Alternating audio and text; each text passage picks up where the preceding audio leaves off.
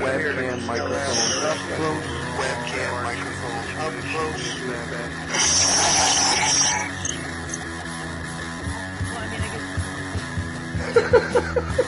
At the age of 19 in 1962, she was a... See, but I have the files. I read this stuff at the National Archives, and I read these other things. I said to myself, how can that be possible? The brain, pistols and fondle slab of choice, I don't know when that was, it doesn't really matter. Internet, professional wrestlers, and not just Ventura style. It doesn't matter where the information comes from as long as it's real. It's hard to get real information. Because seriously, they don't want you to just read two sources whenever I try to prove out. It's not. If you expect your government to tell you the truth, you're going to be sadly disappointed. Another one of these things. Dear Lord, what a dirty old man, huh? Really? Can't be serious. Is this really how you want things to be? Come on. More hooker, eruptions? Eruptions, whatever. Like 8 Powers kind of... Really? Allegedly broadcast live from Pima Region 2, within the borders of the formerly united and currently occupied states of America. We bring you the Ochelli Effect. I damn sure know I'm an original. We have all these situations. I'd love to know why it takes 50 to all of our old show. That's that. Hello. For your 19-year-old girl to Yeah, we are live on UCY.TV radio, and this is the first thing I'm saying on the mic. I did just join in somebody to the call. I'm pretty sure. Is that Vince? No, this is NWO Truth Radio. We are simulcasting. Oh, awesome. James and Pending. Okay, I was a little bit off there. Yep, it's me. We are, we're simulcasting on NWO Truth Radio tonight. We're also going to connect things together with What Matters Worldwide on UCY.TV. This is the Ochelli Effect right now. This is my normal time slot. And we're going to do a big old crossover here and see what happens. We got a couple of different people coming in that are going to talk about a few different things. But let's first give a proper introduction to James there. I was having a little trouble connecting you into the call, so I wasn't sure if I was bringing you in or what, and I was still doing my intro. But so, James and Pending Revelation. No problem. It's okay. It's the way of things with computers. They slow up, jam up, and do everything else to us. Right, brother? Absolutely correct, sir. I've been having more trouble today than I think I've had in a year. Yeah, I hear that. So James and Pending Revelation. Now, we know you, you've been on my show before, you've been on Vince's show before, and so people across the network know you over here, and a couple of people on your network have heard me on a few of your different shows over there. So, I've already said, I'm Chuck Ochelli, you're James and Pending Revelation, but if you want to explain who else is coming on and how we're running this here tonight a little bit, go right ahead. Absolutely, sir. Absolutely. And as always, it's always a pleasure to be on the Ochelli Effect. I love gracing the airwaves with my good friend Chuck here. Very like-minded individuals, Chuck and I.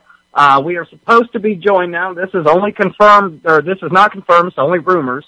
I do believe we are going to be joined by Lee the Mouth here and Dennis Ford on my end. Oh, great. I'm waiting on that. And maybe Brandon Council. He may pop in. And if so, I believe it's going to be one heck of a show. I know, coming across the airwaves on two, sometimes three networks here, with NWO Truth Radio, UCY.TV, and, Truth Emerges Radio Network. We have tried to become a conglomerate here. And, I also want to let everybody know while it's still fresh on my brain, we were not able to book the entire 4-hour block on NWO Truth Radio, but we have a 3-hour block. So we will carry over 3 hours, but for all of our NWO Truth Radio listeners, I will get the link to the second show, What Matters Worldwide, and I will post it in our chat room where you can jump right over and catch the end of the show if you're on our end. Absolutely, and I know that the 3-hour portion will be archived over there with you guys. I think it will also end up on probably on NWO truthradio.com, right? Yes, sir. It will be archived in both BTR, Blog Talk Radio's archives for us, and you will be able to get it on NWOtruthradio.com as well. We are trying to put that very next step into the new media and maybe start running shows off of that site as well. Absolutely. And, also with UCY.TV, if you ever take a look, right after we're done with any of our shows, you can always find at least a list of 10 shows previous, for anybody who comes over to our site directly and checks it out at, UCY.TV. Of course, if you go to my show, you just, put the little slash there and go TOE after the UCY.TV. And you got 10 of my last shows, whatever they may be, are there by date. Also Vince's show, if you go to What Matters Worldwide Live, and you check out his archives, they'll be there as well, the last 10 shows. So, that's always another good resource. Some of my older shows are also archived on the SoundCloud. You can just look for Chuck Ochelli on the SoundCloud, and you'll find Mr. James Impending in there a few times also. So, now that we got all of the wonderful business out of the way, we also did a few little smaller shows with a couple other people recently. And it was kind of adventurous, I think, to sit there and work with, say, Dylan, our young friend over there, who's, doing his, YouTube thing with The Truth Speaks. And, he's covered quite an interesting grouping of topics, I think, over there so far. I don't know if you want to say anything about that, because both of us have done that with him. Oh, yes, sir. As a matter of fact, the last show that me and you were on over there, I am a co-founder over there with, Dylan on, The Truth Speaks. But, it's more for him to get into and do. But, that show we did with, Fukushima, is the highest rated show on the network right now. And, I take a lot of, value when you can come together with like-minded individuals and get it out there, and it's something that is not only informative, but is relative to the people where they can understand it in such a way where everybody seems to get the fact that it's bad. And just a little update from that before we go into the topic. Tower 4 did catch fire about 10 days ago. I'm almost certain on the time frame there. But as we speak, radioactive isotopes are being burned into the atmosphere at an alarming rate, and we should all be concerned and rallying everywhere to get this taken care of so that we don't all die from it. Yeah, absolutely. And we're also joined now by Vince Easley, who usually comes on about right around 2 hours from now, but he's joining me tonight on this little simulcast. And Vince, I don't know if you caught it, but there's going to be 3 hours worth of simulcast over there on NWO Truth Radio altogether. And then he's going to drop a link over there so that people come to your site to your show's page. Excuse me. See, I told you guys, every time I'm on the air, I got to trip over my tongue 3 times. So there's one. Now, mine's got scabs all over it. Well, what am I going to do, Vince? I mean, I'm not the acrobat you are. Hey, it's not the falling, it's being able to stick the fall. That I promise you, I have got that down. Yeah, I took a little spill on my Roxy, my Bridenstine, my little moped, and but man, I stuck the fall good. It gassed me some and scraped me up, but overall, it was pretty fun. Hey, I wanted to give a reminder.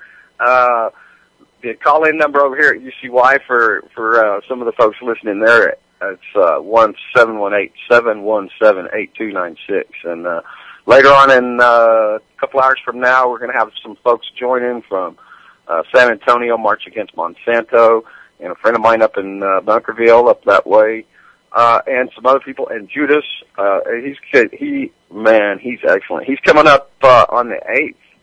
With his brand new show Sunday night here on UCY.TV, and you'll find him Subliminal Sanity. This guy's good. He's been on with you, Chuck, and me, and several other places. So, anyways, we look forward to that. Yeah, one of those last archived shows I was talking about that's on my page there is 2 hours with Judas actually, and yeah, he is definitely one of the more interesting guys, and also one of the guys who can actually talk a lot faster than me if he wants to. So I know people complain because I talk a little quickly sometimes, but Judas is faster than me, and oh boy, and quite a bit more interesting. Some more announcements. I have rumor that Christopher Walken is in Vegas, and I got it through the grapevine that he may stop in here tonight in a couple of hours. So that'll be interesting to see if he does show up. Also, G. Michael Haas, his third book in the New World series, just released yesterday, I think it was, and so I've read the first 2, except for the last 30 pages I'm saving in book 2, Sanctuary. It's a really awesome book series. There's going to be 7 books. Anyways, yeah, he's giving away some iPods too to anybody that will go to Amazon and do a review on his book. And he's going to pick a couple of winners out of the first 100 that go in and leave one, and he'll randomly pull them out, and somebody get an iPod coming. Now, also... Yeah. What's the name of that card? What's the name of that card series again, Vince? That's based on the scenarios in the book. Yeah, Conflicted. Conflicted, right? I mean, that's the game that the prepper chicks play, and all right. that stuff. Yeah, he comes on with prepper chick on Tuesdays, late night, and he's been on the mornings with her also.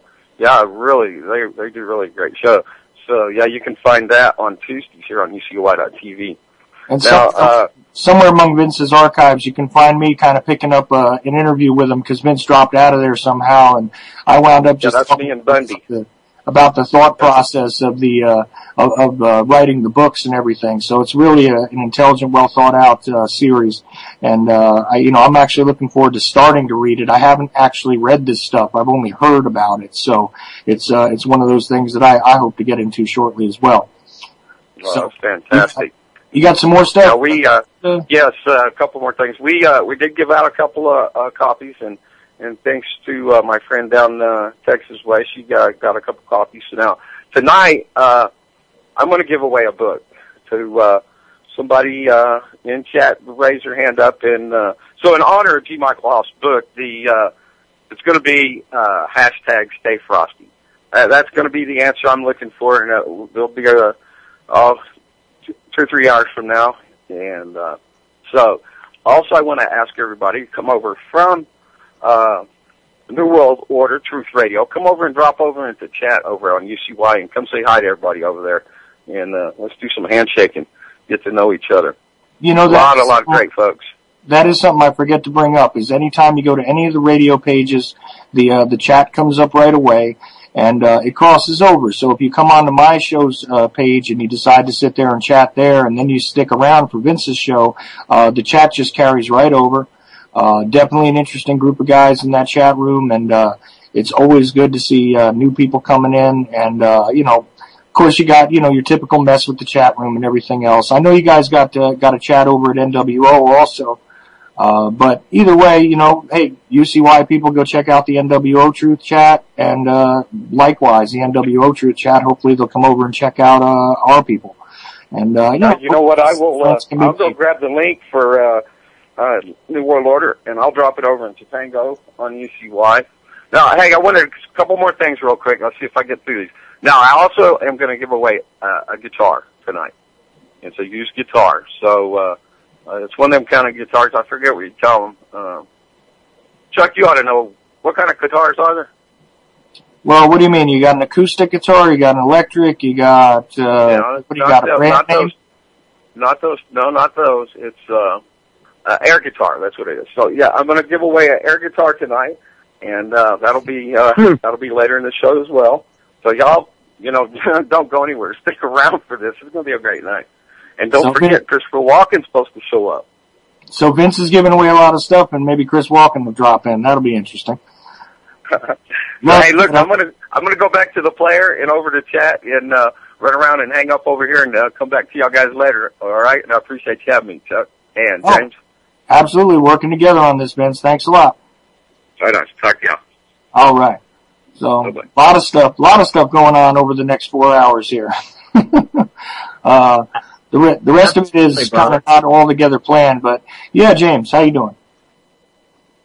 Oh man, I'm doing wonderful, brother. You know, we always we love to cross promote these things, man. I am putting your link if they want to go into your chat as well as sit here. It is now in my chat. Excuse me. Love Vince to death, man. Vince, he's always moving and shaking. He's always a good man on the ground, full of knowledge, and just a wonderful all around person. Yeah, definitely. You know, he actually was responsible for putting you and me together the first time. So, absolutely. You know. Yeah, he is one heck of a network, brother. He puts people together, and he knows what he's doing. So, so we were talking before about a couple of these other things. I'm not sure who else is going to drop in, but, you know, like Vince just said, you could also call in. We got a call-in number, and I'll just put you right on whatever it is you got to say.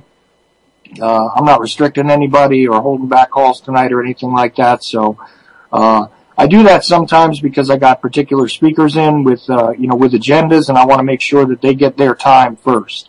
But tonight I'm not about that. Anything you want to jump on with, I don't really mind as long as it's, relevant to what it is we are interested in collectively, in some way. You know, but even if it isn't, hell, it might be entertaining anyway. So, you know, this is open lines as far as I'm concerned right now. But that is 718-717-8296 in case you missed it with Vince. And I know most of the people on the network are aware of it because if you look at your little chat box above it, there's the number to call in. Plus, if you got me on Skype, you can drop in as well. Yep, so, and anybody on our end who has anything, moving is in the chat room. I think they may have some, info on the, American Spring. If you feel like calling in, the number is 805-830-8329. That is 805-830-8329. We are not restricting calls on this side either. Anyone. You have something to say? Be respectful. You are now in the host queue. And I've just picked up the 443 number here. I think hey, you got moving. And thank God we're all still moving. How y'all doing tonight? All right. How you doing? Hey, first time on your venue, your show. You know, I've been boots on the ground for this American Spring effort they've had going on the last few weeks, and it's still going on. And wanted to call in, and if you want to hear it, I'll if you want to hear it. Oh, you know what? I'm actually really interested in this because my impression was that not too many people really showed up for it, and that not very much happened. The last solid news that I got personally, and I could be way behind the curve here, is that everybody was just outside of D.C., and that was that. So you got news? I'm willing to hear it. Okay, brother. Well, just me moving. You know, folks know me as moving.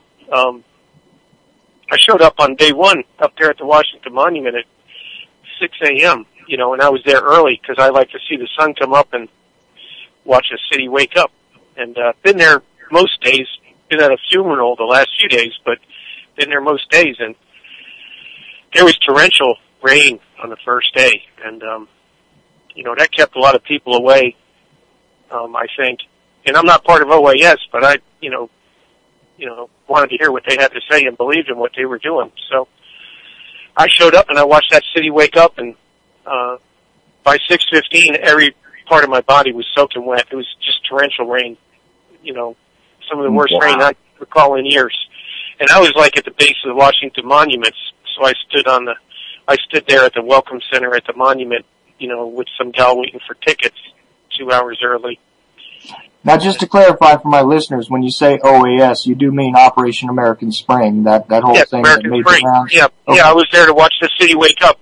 So what kept most people away was for the 36 hours prior to the start, I mean, a lot of these folks were in campgrounds and driving up, and the weather was so bad that kept most of the people away. And I'm not making excuses for them, because the people who did show up were awesome people, and they stood in the rain for hours. And I got to meet all the OAS folks, and I just think they're the most awesome people in the world, and they're still there in D.C. right now. As a matter of fact, they're so awesome. I've been going back most days that I can, and there's been like young men from my own state here in Maryland, from PG County, Prince George's County, that I never would have expected showed up. People of all different backgrounds, and folks a lot younger than moving. I mean, I'm retired Army guy, retired industry guy. A lot of young people showed up to this event. Got to ride a skateboard the other day with on Memorial Day with some of these Operation American Spring.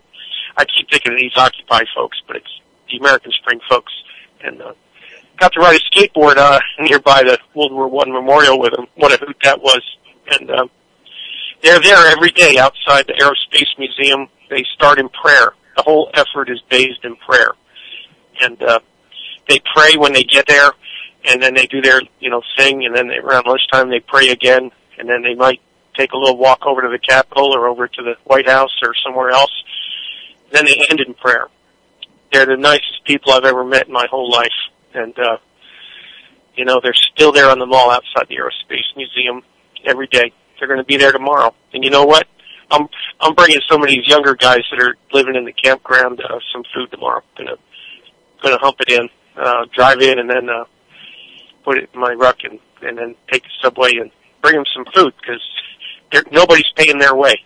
Right, so they could use it. I got you. Well, you know what I'm wondering about, because I'm on the outside of this situation, and I was going to try and cover it some, but it just didn't work out. And I wasn't. That's okay. You're covering it now, and God bless you for that. And the reason I'm calling in is I'm giving testimony. I'm really feeling bad because the last couple of days I haven't, been there to bring stuff, or, they're just awesome people. They got a capital switchboard number. It's maybe one of your awesome listeners can type it in, but it's 866-220-0044. That's 866-220-0044.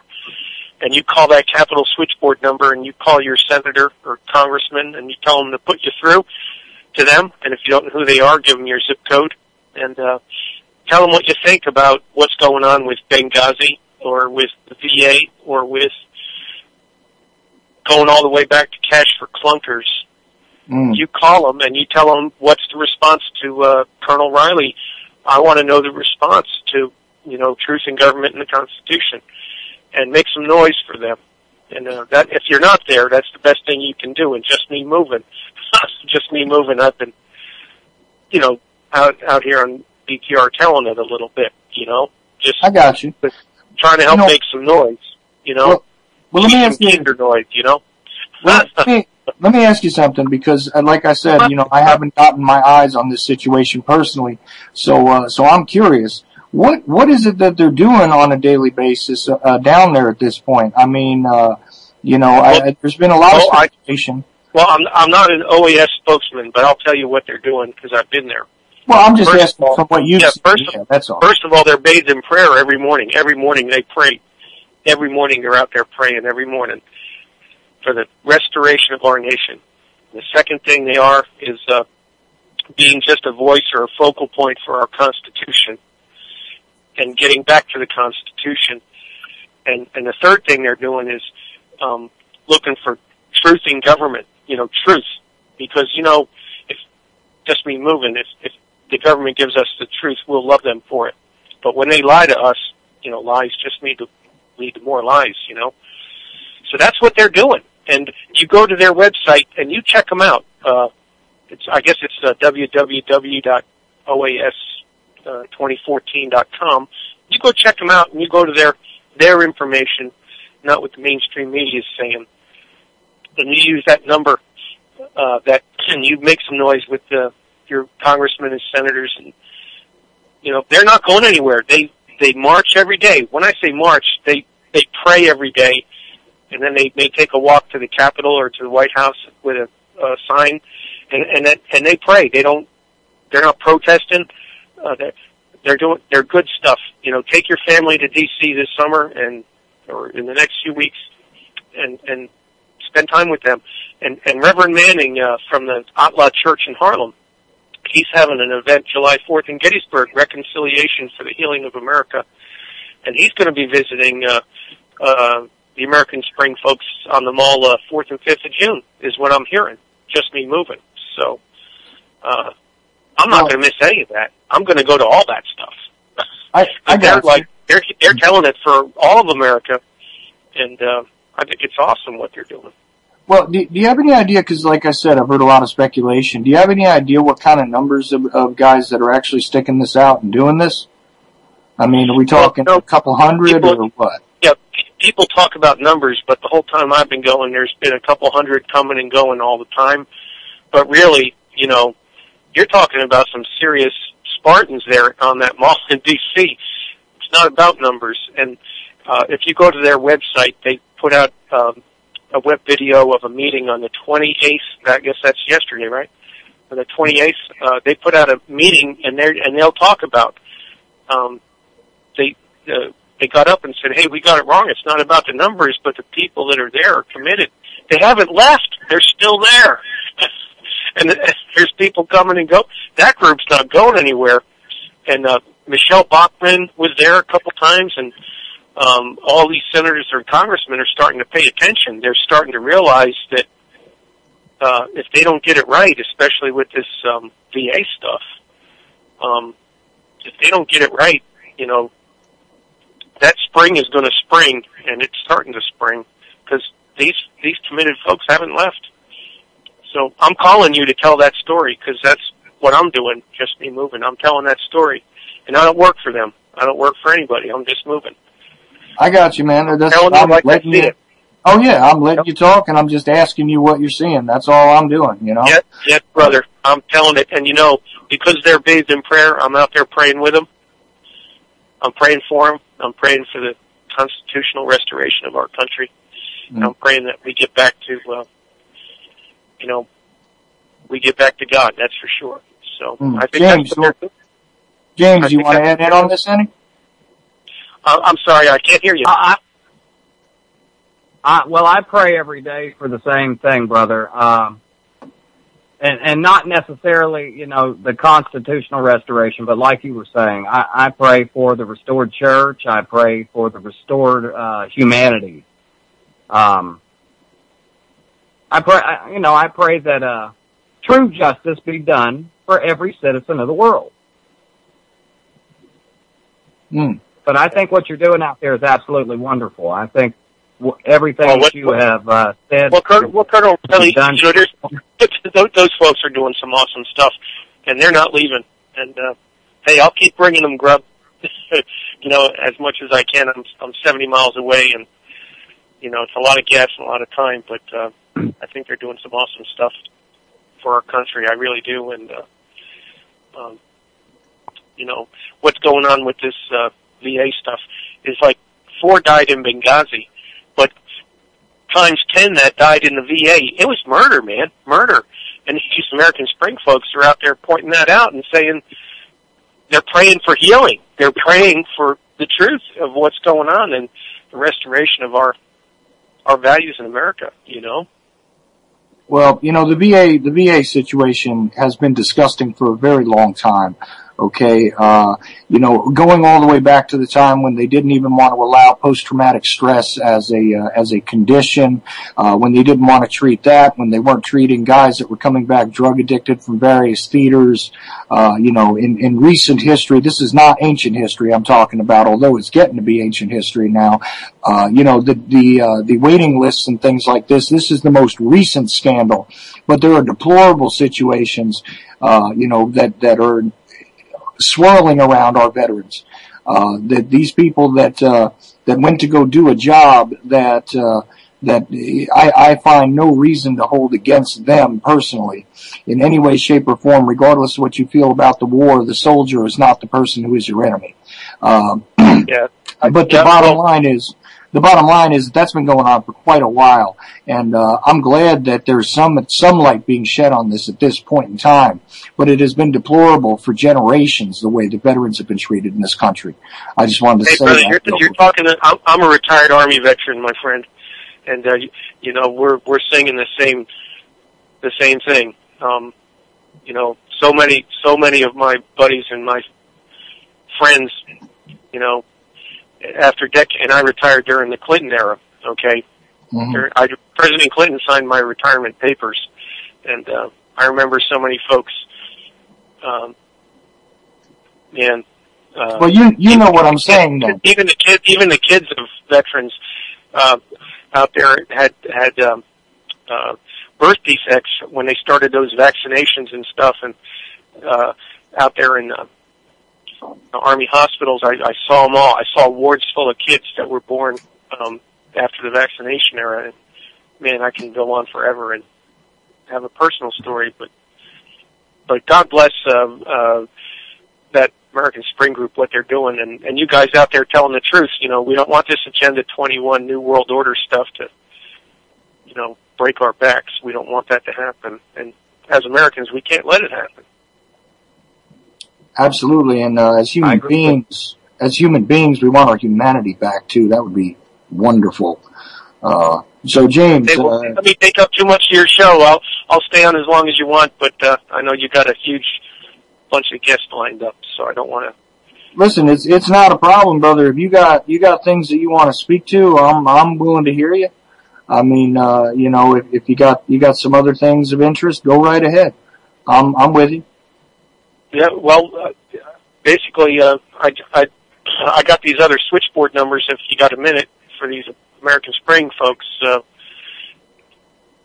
maybe somebody can type them in because my eyes are so old. Is 877-762-8762, and these are all toll free, right?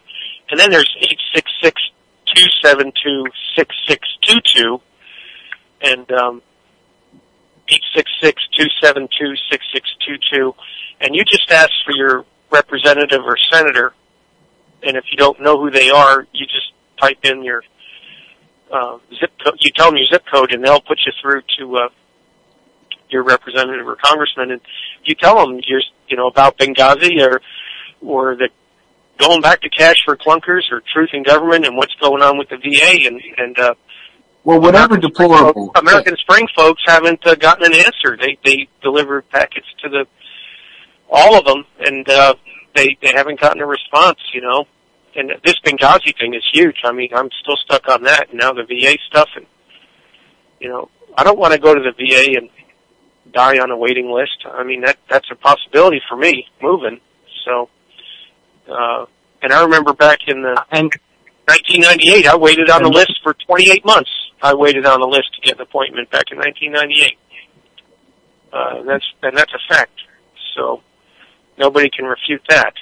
28 months. 28 months back in 1998. I waited. If you don't mind me asking, what was ailing you that you had to wait 28 months for? I had a respiratory issue from being exposed to chemicals in Asia. And I'll leave it there what country that was. No problem. But I'm just saying, for over 2 years, they leave you on the list. 28 months of canceled appointments and finally getting an exam. Yeah. And that's after I retired. That's after I retired from active duty. So, that's how, that's the truth. And we have to speak the truth. We cannot speak ill of our good people working for the VA and all those places, but we have to speak the truth. And we have to tell people what's going on. Yeah, absolutely, sir. This is absolutely true, and I'm disgusted by you're telling me, and I believe you. I got no reason not to. I've heard plenty of stories like this though, where people wait And, when you're talking about a respiratory problem, which is obviously something that you would have had to have picked up while you were doing your service, Right. I'm serious. It's one of those few times that I don't know what to say. I really don't, because that's just... You brought up earlier that this problem has gone on for decades, and yeah, it has, and I've been blessed by the Lord that I'm here, and I'm not very old. I'm not as old as some of these vets that have had these death issues that have died. This thing going on with the VA is murder. I mean, murder by professionals. People that have professional jobs let this happen. I mean, doctors, lab technicians, paint collar, white collar, and blue collar folks. All in the VA's got 100,000 people working for them. What's that about? Well, and when you got doctors taking oaths that say they're supposed to do no harm, I'm again speechless. James, you wanted to say something? Well, I ran across a VA war story today. It was a horror story. 86-year-old man was on the waiting list. Now and this is for dentures. They took the cast of his mouth. They had the dentures ready. They made him wait 8 months before they called him so he could come pick them up. And that was just for dentures. 86-year-old man served in in Korea, and Korea. waited 8 months to get teeth. So, and he couldn't eat solid food. So for 8 months, this man, they were hoping he would die. I mean, I hate to say it like that. And like you said, I don't mean to speak ill of these people. I'm sure they do what their job is very, very difficult and stressful. But 8 months? You got it, brother. You know that. Come on. Yeah, do you know that, that American Spring thing started like on the Friday the 16th? And on the 18th there on the Washington Monument, me moving said a special prayer for the people who were working in the VA, because I knew that when all this stuff was going on and I first heard about it, I said, man, they're going to be demoralized, all these VA employees. And I said a special prayer for them on the Washington monuments, that workforce would not be demoralized. I said that prayer, and other people were there. And then the next day we went back to pray again, and an armed park police guy came up and said, you guys can't pray here. And, respectfully, we just left. But the day before, we'd been praying for the VA employees, because when you work for a big company like Boeing or Lockheed or Walmart, and you hear something bad happens, the workforce gets impacted. So we were up there praying for the the VA employees the day before, and then the park police come in and say you can't pray inside the Washington Monument, armed, and that's just bogus stuff. But we respectfully left, and the park police folks are nice in D.C. Don't get me wrong, I'm not trying to speak ill of them, but things are kind of backwards. We need to turn this stuff around. And that American Spring group is bathed in prayer. They pray, they talk, they pray some more. They may take a little walk over to the Capitol or to the White House in a non-mean-spirited way. They do it every day, and they're not going anywhere. And I'm just reporting on it as moving. We can't let this continue. We're not going to be able to hold on to our country if we have folks that aren't going to take care of our folks who served. I mean, think about it. If the VA healthcare is this bad, how's the national healthcare and this Obamacare going to be? How's that going to be? My mom, she's 78. I spent December with her in the rehab getting a knee replacement, and she says, I got this knee replacement now because I'm afraid of this Obamacare, and all of us retirees in New Jersey and are afraid of this Obamacare stuff. What's going to happen? And I was up at a funeral. You got to hear this. I was up at a funeral yesterday, and the seniors up there at that funeral are saying, don't go into the hospital for observation under Obamacare because you're going to have to pay the bill. You have to have a diagnosed illness, otherwise Obamacare is not going to pay. And there was an old woman tugging my jacket, my jacket, telling me this, and I listened to her because I was trying to understand what she was telling me. So I need to know on this show, maybe you guys got the answer. Is that true? If you go to the hospital for observation, you pay under Obamacare, but you have to have a diagnosed illness for Obamacare to pay? I don't know, but that's what these old nurses and retired medical people are telling me because they're using the system. So, hey, I've rambled long enough. No, it's okay. Listen, I'll tell you this about the Obamacare situation. The fact that I do know is that the legislation in and of itself is so complex that I doubt that anybody can really sort out all of the rules and regulations that are going to be applied here. I don't know how that whole thing is going to come out. But again, like you said, if you look at the bureaucracy, that is the Veterans Administration, and you just, imagine that they're going to build it in a similar fashion, I'm terribly afraid personally. And, as far as the healthcare system in New Jersey goes, it's almost impossible to wreck it any more than it already is. I used to live there. I spent a lot of time there. And, believe me, trying to, get any sort of help up there when something is wrong with you, regardless of what age you are, is damn near impossible. They pretty much shuffle you around and exhaust you to the point where, after you've spent a couple of days being shuffled from temporary room to temporary room, and they might have run a couple of tests on you, they don't tell you the results, but they almost seem to try and get rid of you out of your own frustration. That's the way they behave up in that part of the country, to my experience. However, as far as the Obamacare thing goes, I don't know, and I don't know anybody personally who rightfully understands the entirety of the legislation. The damn thing is probably 3 feet taller than me if you print it on paper and stack it up. And I'm not exaggerating here. I don't know, maybe James has some insights on this, but personally, I got to tell you that I don't feel very hopeful about what that would do. And observation or any sort of optional care does not seem to be what they're interested in. No preventative medicine, from what I can tell, of any value. But still, I've got to say again, I got to qualify that by saying it's been impossible to sort through the entirety of the legislation. But maybe James has some insights. James? Well, brother, with Obamacare, to me, it was doomed from the start. Anytime that you have to pass a bill before you can see what's in it, and then you have to change the bill so much that you have to rename it, there's something wrong with it. You go from the Affordable Health Care Act to the Affordable Care Act, and Barack Obama actually coined this term, Obamacare, and during his last campaign, in a debate, he actually said, no, call it Obamacare. I'm good with that.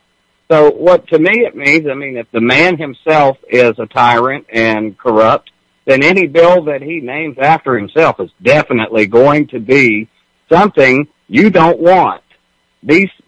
I'm not sure if you have to pay or if Obamacare, whatever, if you have to be diagnosed before they'll pay, but I'm not exactly sure. Yeah, but I think it's because of the complexity of the thing. It's almost impossible for anybody to know. There are actually companies starting to spring up now that are claiming to be able to help you navigate through it and help you to seek, augmentations to the plans and things like this. They're starting to come up now. I don't know if you noticed that, James.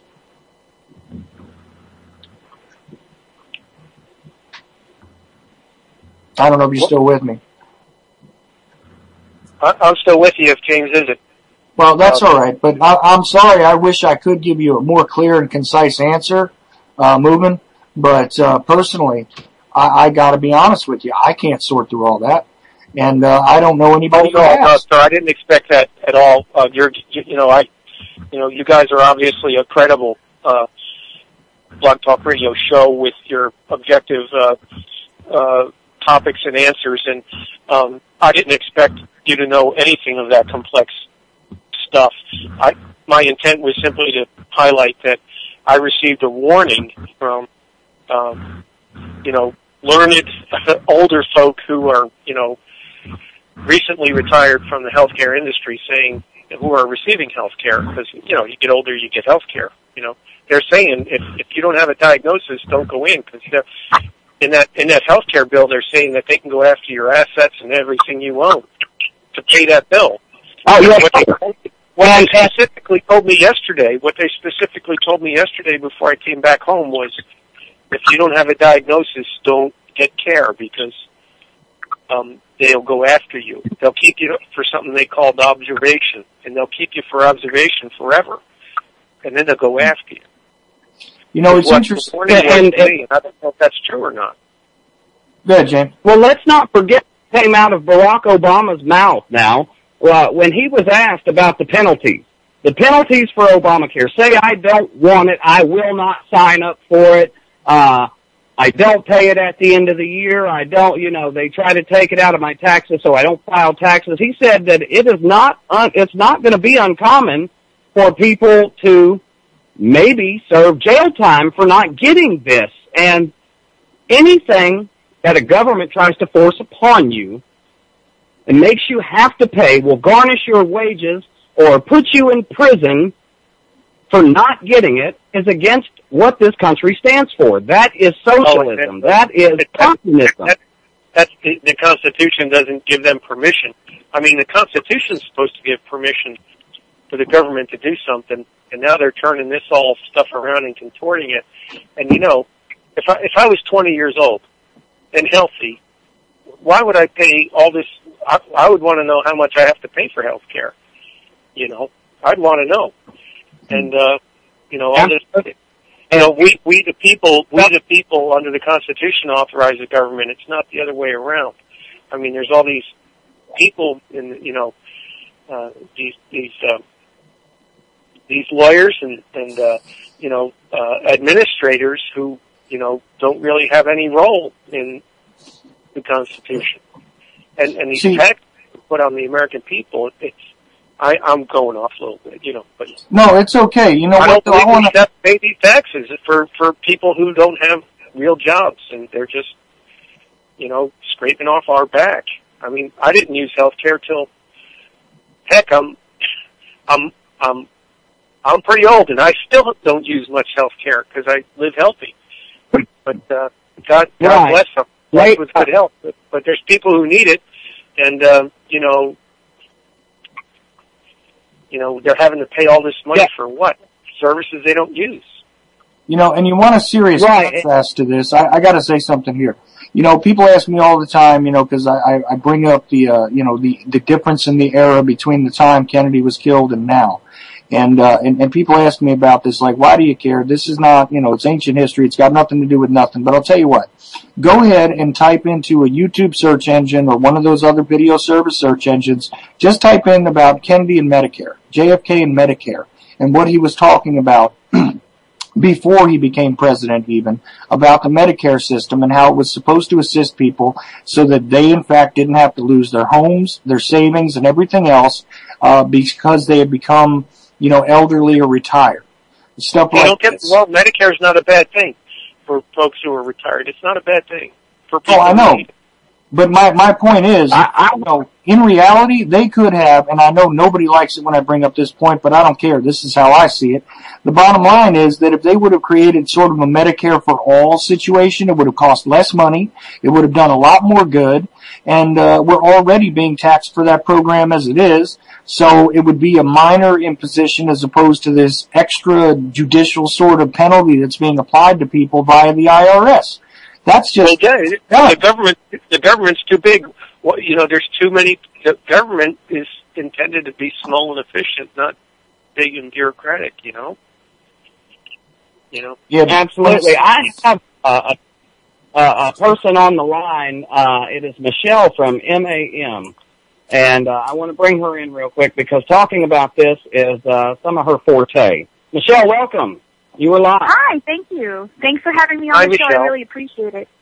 Hi. Well, as you said, I am, excuse me, I'm kind of our resident big pharma hater within AM. And everybody knows me as the crazy lady that has gone and gotten banned from Monsanto across the country. So that's a whole other spiel right there. But I guess, let me jump in on the Obamacare talk. Just to give you a little background on me, I'm almost 30, we'll go there. And I have a child who has special needs that is environmentally based. My son has environmentally caused autism. So Obamacare and the whole medical industry is just a huge drain on me and my life. So here's the thing, we're talking about Obamacare and the requirement to have it. And they said that there were no disqualifications for insurance anymore. There was no pre-existing conditions and whatnot, and that's true. However, my son's health care plan cost 9 times as much as soon as his diagnosis was introduced. It went from being $100 a month to $900 a month. Oh, so there so we go sorry. with that huge jump right I'm so sorry. I'm really sorry to hear that. Here's the kicker. It didn't cover a darn thing. It didn't cover any therapies. It didn't cover anything. I'm appalled by the entire system. And of course, I don't qualify for any ACA programs, because it's so affordable. So, Michelle, go ahead. Can I say real quick? I just want to say that Barack Obama said that it would be more affordable than your phone bill, than your cell phone bill. And then later on in life, he comes out and says maybe you should make some cutbacks like your cell phone bill. Well, we could always just get Obama phones and call it a day. Oh, yeah. Yes, exactly right. Yes, you were right on target. You have to have our phone. You don't need your phone. You need our health care. Started on NSA with that. Can you imagine? Yeah, well, tracking devices issued by them are easier to track, I guess. But oh yeah, no doubt. Michelle, I'm interested here, and I don't want to get too personal, obviously, but I just wanted to know, generally speaking, I mean, special needs covers a lot of things. What are we talking about here? I mean, are we talking about somebody who's not ambulatory? Are we talking about, what general sort of category for your son are we talking about? No worries. I am an open book. I'll yell to anyone that'll listen. My son has environmentally caused autism, meaning he was born perfectly healthy, perfectly developing, and after his second dose of DTaP, he became very ill, and he had severe health issues. He had severe chronic asthma. He was having breathing treatments every 2 hours around the clock. He became allergic to wheat, dairy, projectile vomiting. Within hours of receiving the inoculation, he had 105-degree fever, was completely lethargic. We're talking just throwing up across the room. It was very clear physical side effects. He had chronic bronchitis. He developed gastrointestinal issues. I mean, there's just a wealth of things that happened to him. And I like to say that the autism was just was the bonus. There were so many medical side effects, and his autism was a bonus. I'm going to guess a whole spectrum of allergies as well, right? You know it. And, I'm joining you because of March Against Monsanto from last week. And I attribute a lot of his symptoms also to GMOs because there's so much gastrointestinal damage with my son. And with 70% of autistic individuals, 70% of autistic individuals have gastrointestinal disease. Yeah, and there were studies. You can't tell me that's better diagnosis. Oh yeah, there's so many studies beyond Dr. Wakefield because we're all going to put him up as our sacrificial lamb. If you recall, he's the first doctor that made the public tie between NMR and gastrointestinal disease. He didn't say vaccines cause autism. He said these children with autism have this gastrointestinal issues. And ever since then, everyone says, no, he's wrong, and they've tried to discredit him. But it goes much further beyond Dr. Wakefield. Yeah, you beat me. And is absolutely amazing. You beat me to it on Wakefield there. That's exactly what I was going to say. And, although they've tried to discredit all that research, it was actually duplicated. And this is usually the test. Now, scientifically speaking, just outside of any sort of political beliefs, just from a scientific standpoint, if you can reproduce it independently and verify someone else's results, generally speaking, that is usually at least acceptable evidence that your theory is correct. But despite that, in the case of Wakefield, he has been offered up as a sacrificial lamb and has been discredited in a lot of circles. But for me personally, I think that a lot of his work still has a hell of a lot of validity, and we're watching it unfold right in front of us with our children, and it's a horrifying situation. But you mean to tell me that even in that case, even with this stuff going on, and even with the what are we talking about? Nine times the cost of your monthly bill here for coverage, that they're doing virtually nothing. They're not really taking care of the majority of the issues with your son. Michelle actually dropped. There she is. She's back now. Okay, I'll bring her right back in. You may have to ask her again. There you go. Oh, I heard you. My cell phone dropped. I'm telling you guys, NSA. I am back. And, in that 9 times the cost is just for the policy. That's not even his co-pays.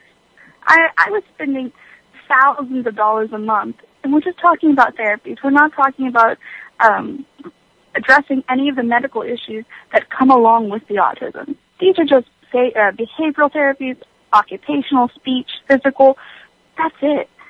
They say that it costs $1 million for a child before 18 with autism to care for them.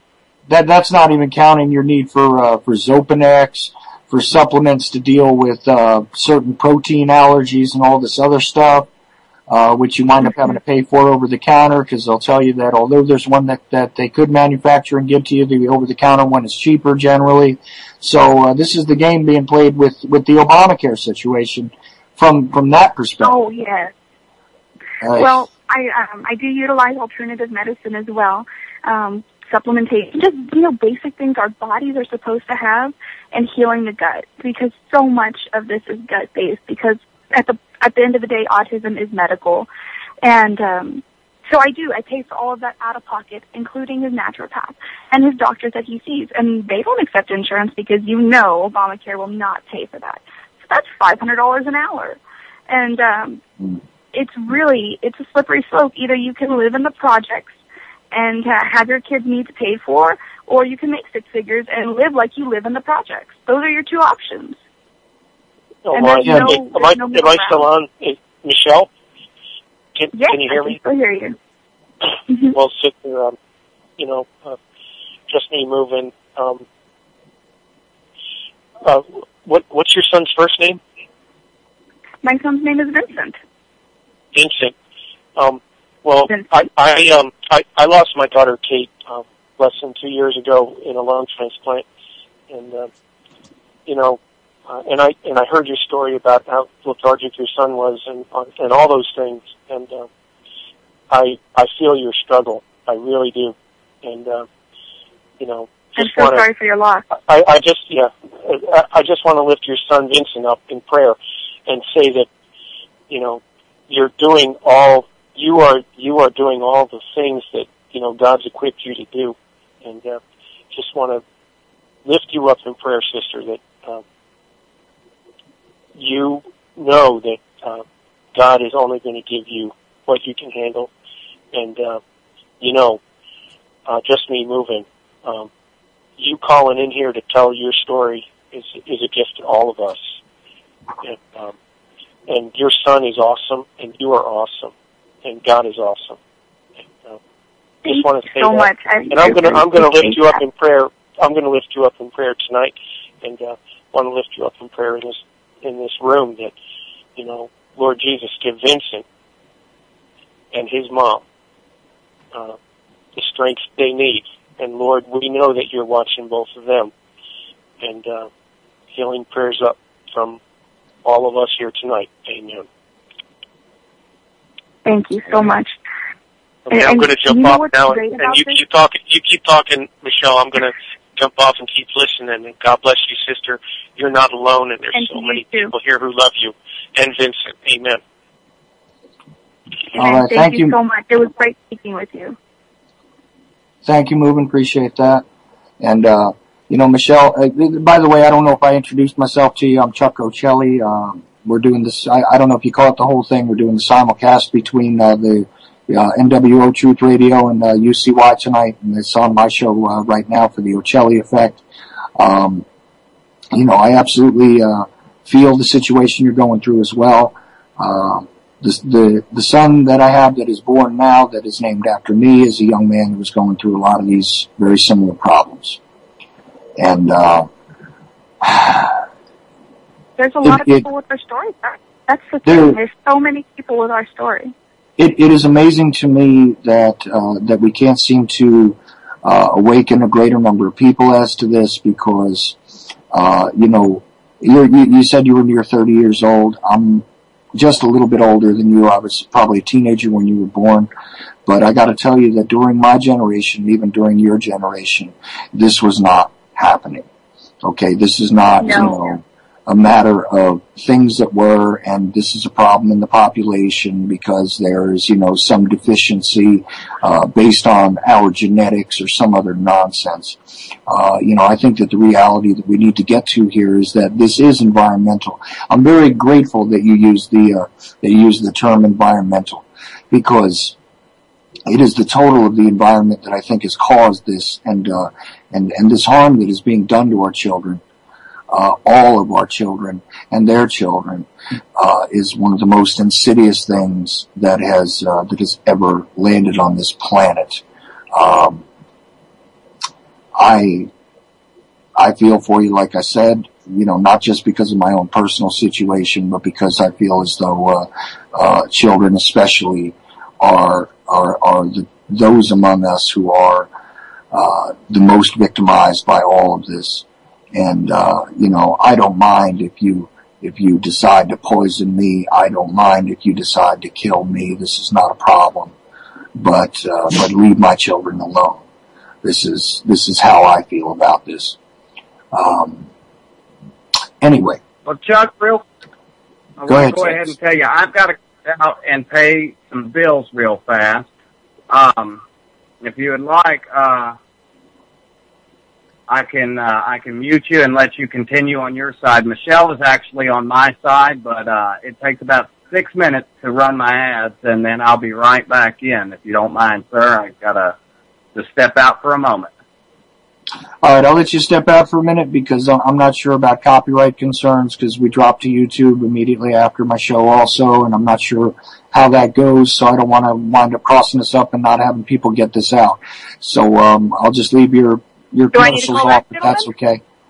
You know what? If you want to, you can call into my show, or you can stay on with his. Either way, because I'm on a separate network. But if you like, I'm at 718-717-8296. Or if you want, you can just come back in when James comes back in. That's okay with me too. Well, we can have a big old party, guys. I will give you a call right back, Chuck, because I've got a lot to say if y'all will listen. No, please do. Please, right, I want to hear it. Stay with me. If you're going to stay with me, you don't have to call back. I'll mute you and bring you right back in after I run the ad. All right. Okay. Well, ladies and gentlemen, we are going to be muted on UCY for a moment. UCY will be muted on us. We are going to run these ads, and we will come right back with the 4-hour block simulcast on NWO Truth Radio and UCY. Ladies and gentlemen, be right back. Thank you, James. So all systems go.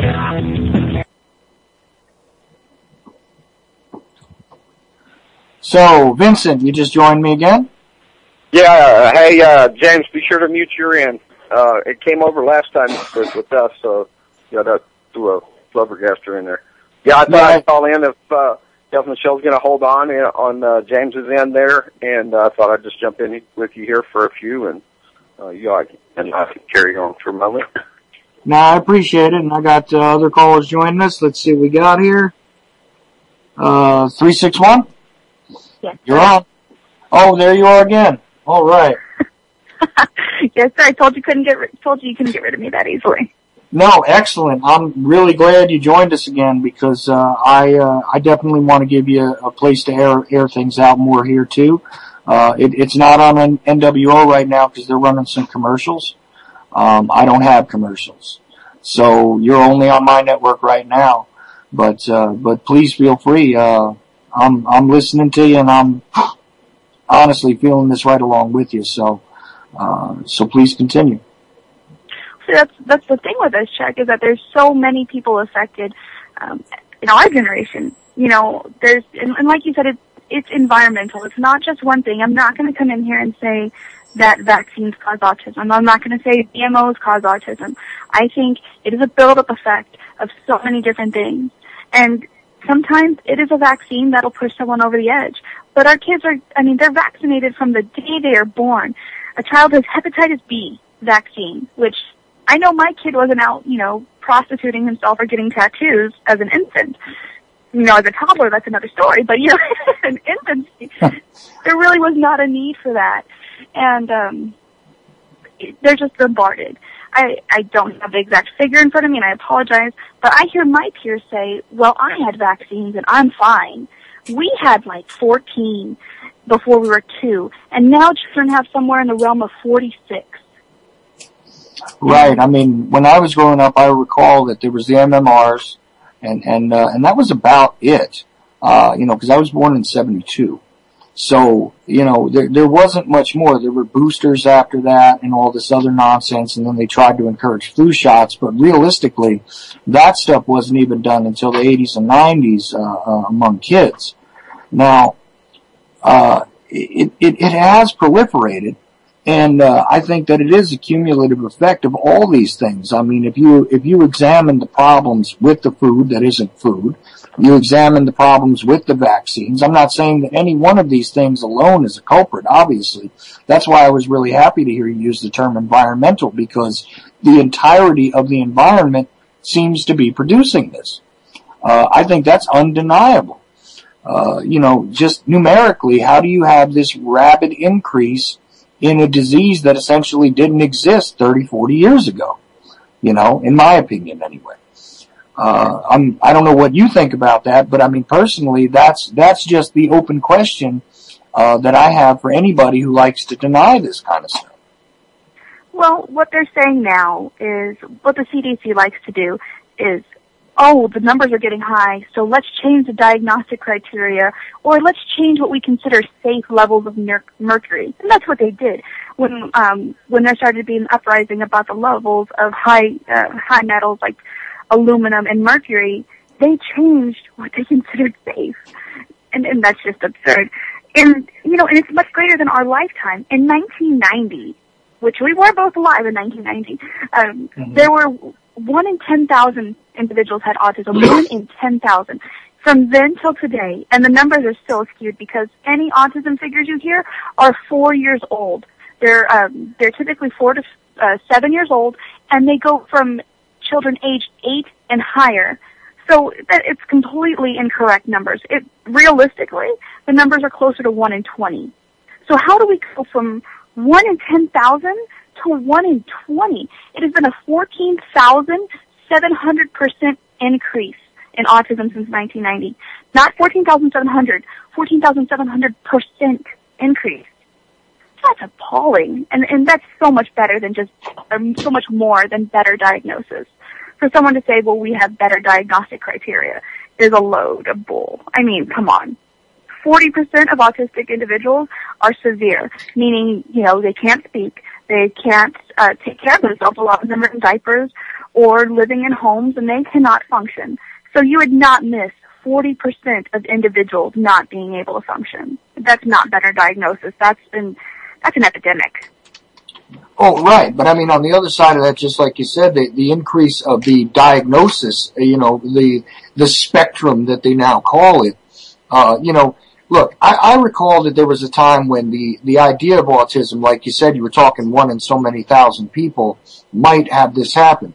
Now, from a mainstream sense, there was a movie called Rain Man, which had Dustin Hoffman in it. Look it up. I don't want to bother explaining it. Oh, no, I remember the Tom Cruise, the card counting. I always get that. Is your kid like Rain Man? Man, if he was, we'd be in Vegas right now. Yeah, well, right. We'd be counting cards somewhere. I hear you. But here's the thing. That was what they called, first the media passed it around as the word idiot savant, then they passed it around as autistic savant.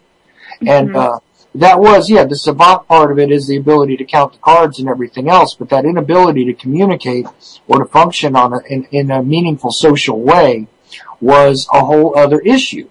That issue was, basically the rest of his character outside of that one little fun aspect. And that was, like you said, 1 in so many thousand. Now I'm reading stuff where people are estimating that it's like 1 in every 100 kids has some type of problem on this spectrum. It's currently 1 in 50. 1 in 50. So my numbers are old. That's the CDC numbers that were just released a couple months ago. And again, they're skewed because it's children from 2008 that were 8 and older.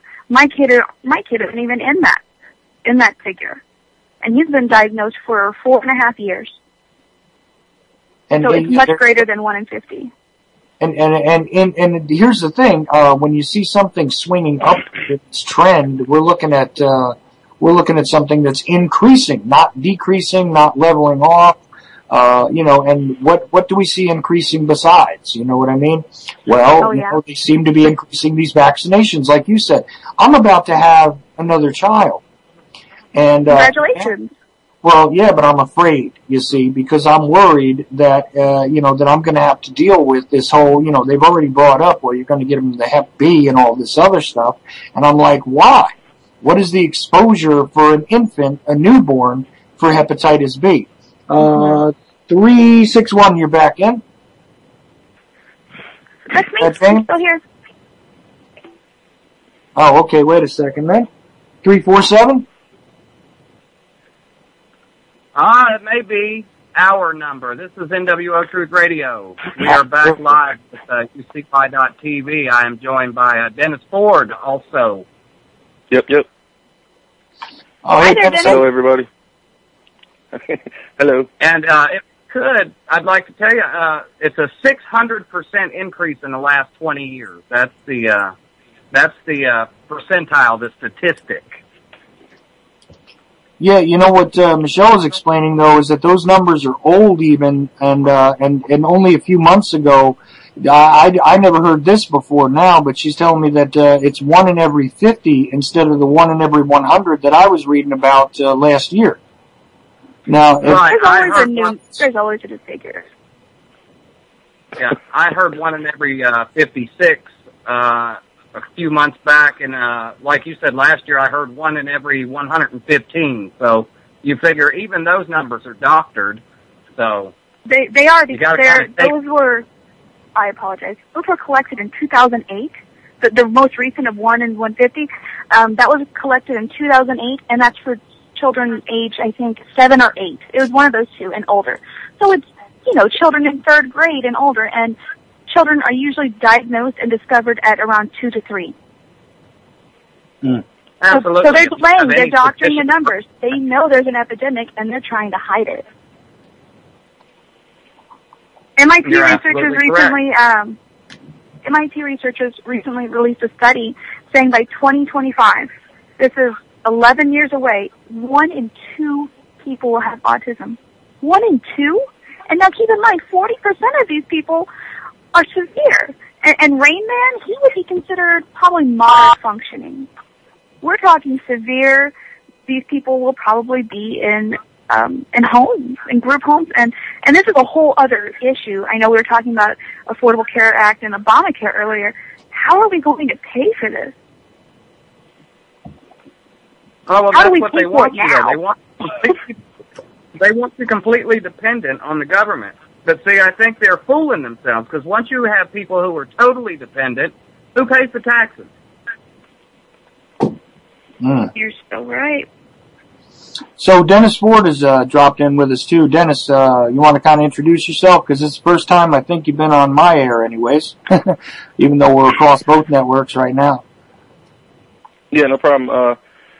I'm Dennis Ford, co-founder at NWO Truth Radio. I also do the Friday Night Super Show on NWO Truth Radio. And matter of fact, tomorrow night, everybody listening, listeners included, you guys are more than welcome to join me tomorrow night. I'm going to be talking about the medical mafia, so it's kind of funny that we're even talking about this tonight. So, yeah, tomorrow night I'm going to be tackling that topic, and it's kind of, personal to me as well, because I've had friends and family members that have passed away due to the medical industry, and I'm going to be addressing that tomorrow, like I said. So you guys are more than welcome, and I'm happy to be here, man. It's great when we can all get together and, work together, man, because we need more of it. We need more people coming together and teaming up, and it's great. Great thing to be a part of, man. I'm proud of all you guys. Absolutely. Well, I'm real happy to have you here, Dennis, and I've been on the air with you on your shows and things, and, I've done that Friday Night Super Show before, and, yeah, that's right. I'm just real grateful to have you here.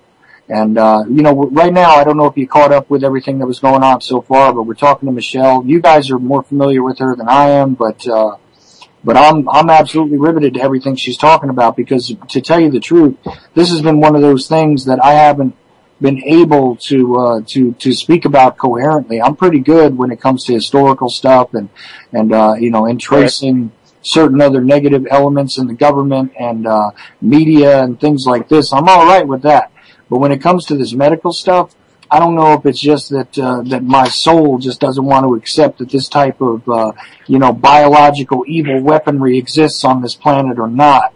But it does. And I'm telling you, I can't, as much as, look, I realize that a lot of my listeners and James and a lot of other people are very much Christian. I am not. This is not the point of it. Evil is evil, brothers and sisters.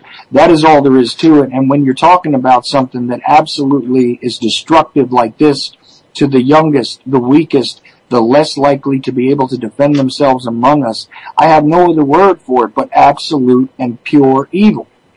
And this is what we're illustrating here with Michelle right now.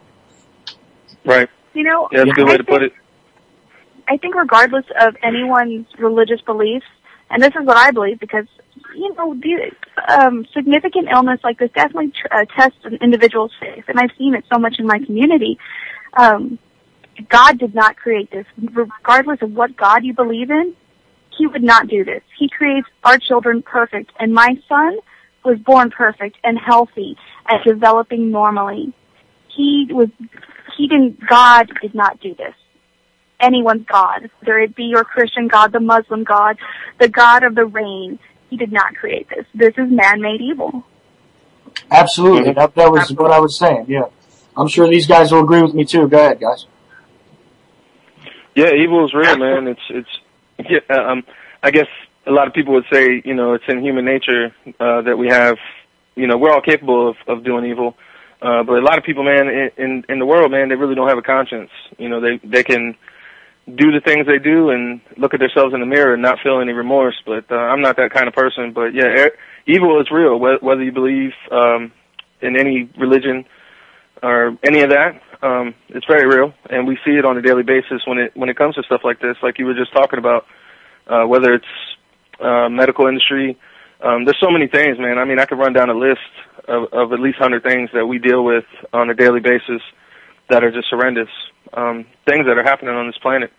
It's like the world's burning, man. It's up in flames right now, and it has been for a while.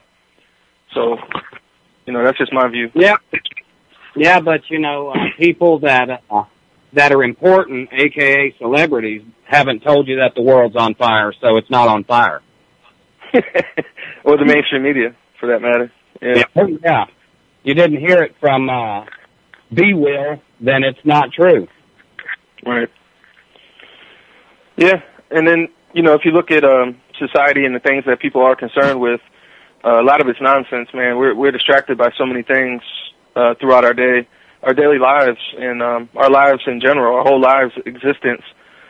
Being on this planet, I mean, we're just hit with so many things. We're getting attacked by so many different things that are keeping us distracted. And on top of all that, there's so many things that are dividing us as a human species from each other, just the simplest things, whether it's your favorite sports team or whatever it may be. People are just so divided nowadays and not concerned about real issues, what's really going on. Well, the show. People have been far too distracted with the ideals of tribalism, and they got to get to an understanding that as human beings we're actually all part of one tribe. This is what the problem is. Colors and symbols and everything else are irrelevant. We are all human beings.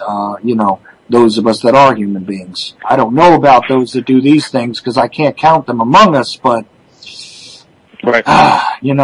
But as for the rest of us, we are all part of one tribe, and we need to end this tribalism. That's the way I see it, anyway. Mm-hmm. Absolutely, brother. Absolutely. Yeah, like the old saying, or people always say. I mean, we all bleed red. If you cut me, I'm going to bleed the same color as anybody else, any human, for that matter. So, yeah, we got to start realizing that. We got to start realizing, things are real. Things are really happening. This is our reality. This is the world we live in. And it's not getting any better, man. I think at a certain point, a lot of people get frustrated with religion, and they're like, well, why wouldn't God intervene, or why wouldn't He stop this? But at a certain point, I think it's up to us. We have all the tools we need, and we're not dumb people. A lot of people are very intelligent on this planet. So I think we could prevent a lot of stuff that's going on, but. Again, money and greed and power can really change an individual and can really infect a person, almost like a venom taking over a person. It can disease you and really make you. It can do a lot to you. So that's part of our problem, man. We got to get away from putting money over people. That's part of our problem as a human race. Again, in my opinion, and that's just how I feel. I'm sorry, Dennis. Go ahead. Sorry. Go ahead, James. I mean, that's on you. You're good. And we've got to get rid of the ignorance. People believe that Monsanto is feeding the world. Well, before there was a Monsanto, the world produced 7 times the amount of food it took to feed every soul on the planet. The problem there is like you said, we're ran by money and greed. You can't afford the apples and the oranges, then we're not going to ship them to you. We don't care if people are dying, starving, disease. We don't. Dehydrated, none of that. Well, you don't have the money. And it's not a right to live anymore. You don't have the right to live anymore. And nobody is standing up saying, yes, we do, yes, we do. You can get 3,000 people together, but you can't get 3 million to say, hey, we deserve a fair shake at life, just like you people. But you know what, James? At this point, all of us, I mean, I don't have children of my own, but at this point, man, we have to really consider our future generations and what they're going to be living in. And that's what's important to me. That's kind of why I got into activism, quote unquote, or whatever you may label it. I was really concerned about the future of the kids that are going to grow up in this world, and I'm really not happy with what we're about to hand over to them. And it's not right. They deserve a lot better. And if we allow a corporation like Monsanto to operate for the next 20 years, not only our children, but all of us, we're going to be in a lot of trouble with this company. And if you look throughout the world, Monsanto's been banned. I mean, they're burning crops. They're just not allowed in certain places. But, here in America, it's a totally different story. And it's because Monsanto is in bed with our government, man. They found a way to infiltrate here in the United States. And part of that is getting people aware. But if you can't hit with any topic, if you can't get anybody to think about anything, I guess, conspiracy realm, again, quote unquote, you can hit it with Monsanto because it's the food we eat. I mean, it's very serious. This is something, it's not a conspiracy theory. It's a conspiracy fact. This is the food we are eating. So if you cannot get people to at least start to ask questions, hit them with Monsanto and get them interested in that. Try to get them to question why, what's going on with the GMOs? And, why aren't they labeling it? And, if they're so proud of their food, why not label it? If you're proud of something, you would think you would put a label on it. But, again, they won't do that. Well, in my opinion, because, they won't give us a choice. As I'm fond of saying, it is the The people that seek to do good works on this planet will do them in the daylight. Those that do wish to do harm and do wish to do evil will do it in the darkness and under the cover of whatever they can use. So that's instructive there when it comes to not wanting to even label these things. And you're exactly right. If they were so proud of it and it was so good for us, then why not show us that evidence? Why not tell us it's all good?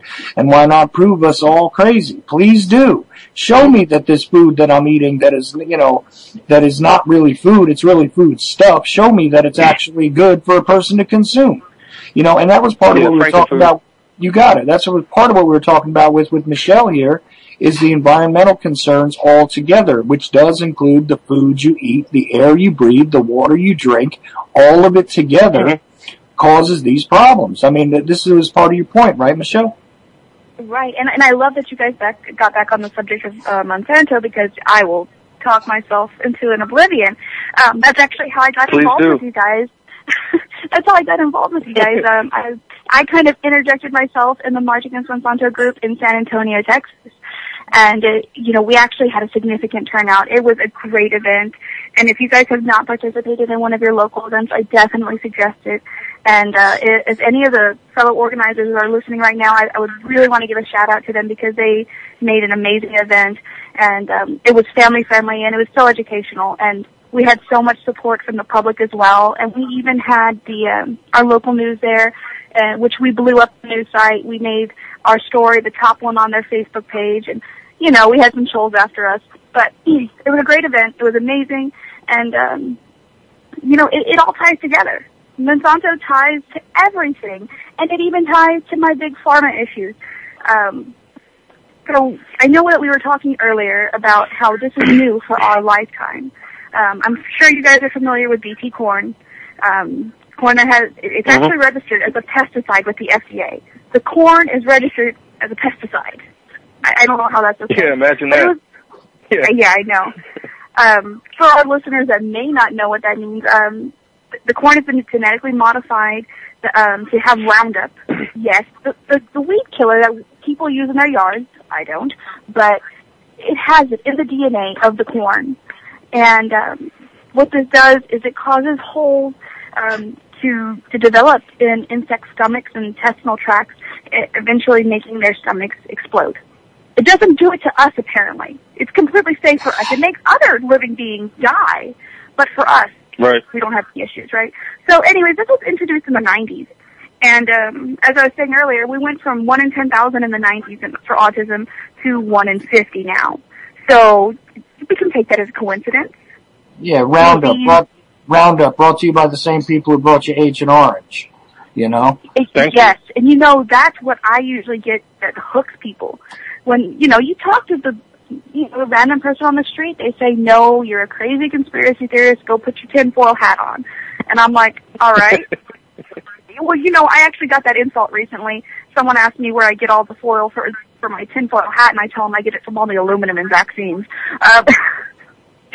So, you know what? I always do this on my show, and I want to interject it since you brought up tinfoil hats.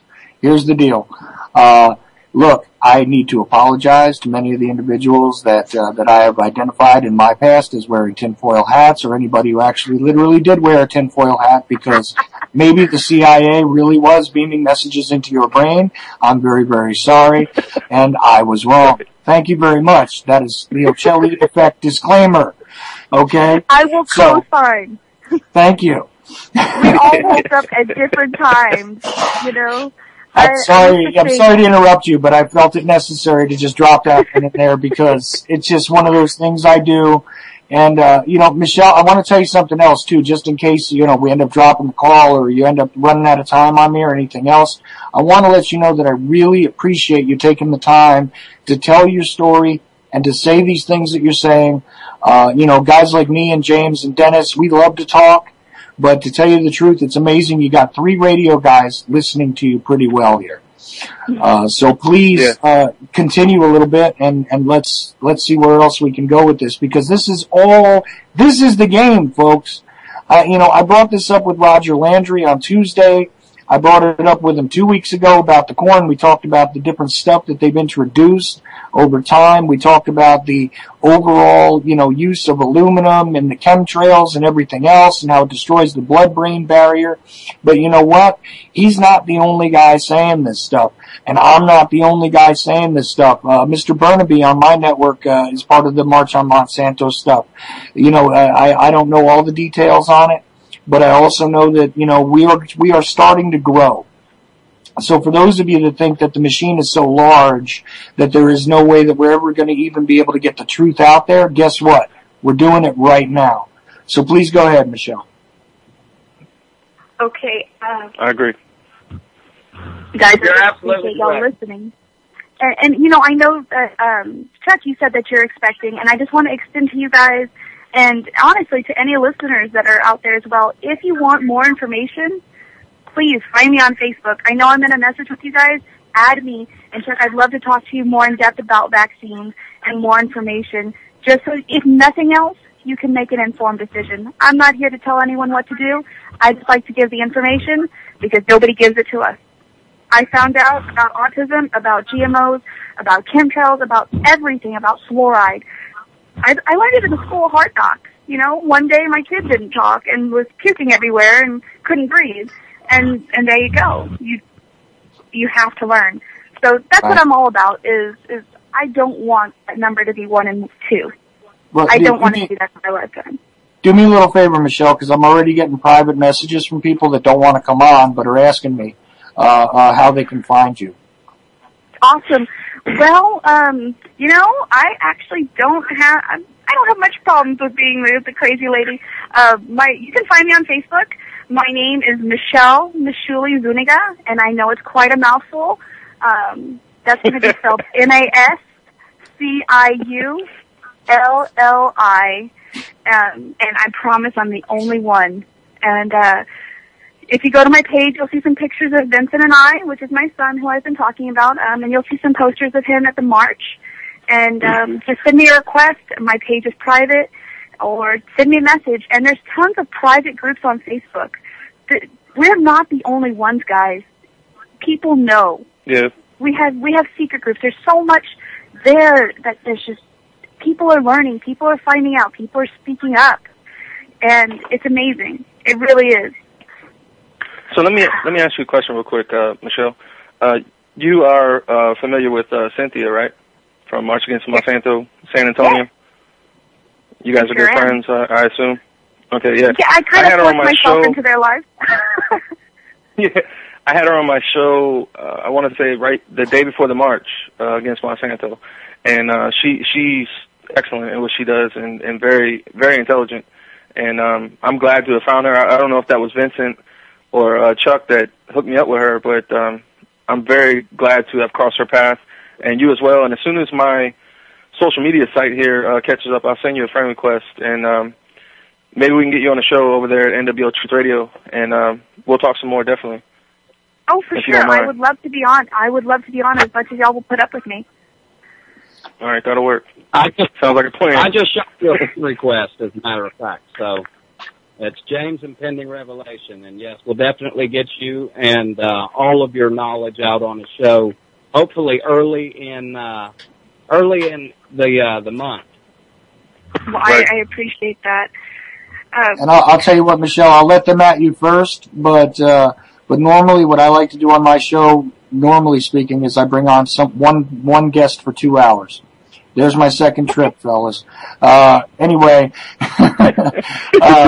one guest for 2 hours, and I'll give you 2 hours to go over this and just discuss it with me, just you and me discussing it if you want to, but I'll let them at you first so that they can get your schedule out of the way. And then afterwards, definitely you can be on the Ochelli Effect as well.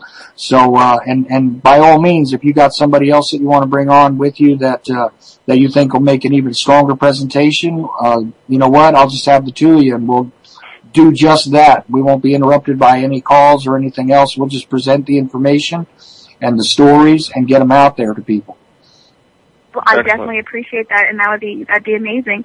And I encourage people to call in. If anyone does have any questions right now, or if they just want to call me and tell me I'm crazy, that's fine.